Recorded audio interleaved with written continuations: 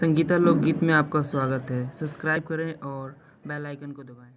अंगनाही झरी सीता दुआरे घुर लगवली रे जानी गई नया चंदन का पेड़ रे लालनवा अरे जानी गई ना चंदन का पेड़ रे लालनवा चंदन कटाई रामा डोलिया बनवला चंदन कटाई रामा डोलिया अरे चल सीता हमरे ना देश रे ललनवा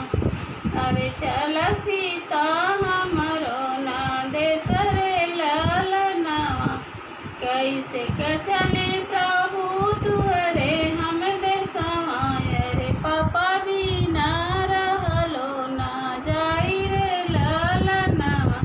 अरे पापा बिना रहलो ना जाई रे ललनवा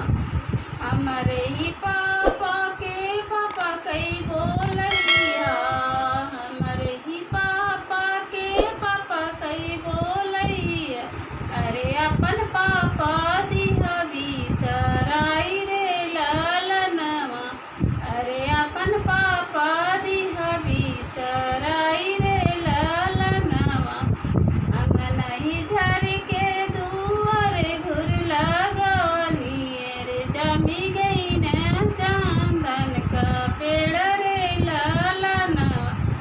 अंगनही झरी सीता दुआरे घुर लगवली रे जमी गई ना चंदन का पेड़ रे ललनवा चंदन कटाई रामा डोलिया बनवला चंदन कटाई रामा डोलिया बनवला अरे चल सीता हमरे ना देश रे ललनवा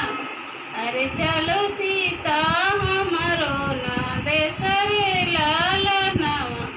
कैसे कचली प्रभु तुहरे हम देशवा रे चाचा बिना रहलो ना जाई रे ललनवा अरे चाचा बिना रहलो ना जाई रे ललनवा हमरे ही चाचा के चाचा कई बोलैया हमरे ही चाचा के चाचा कई बोलैया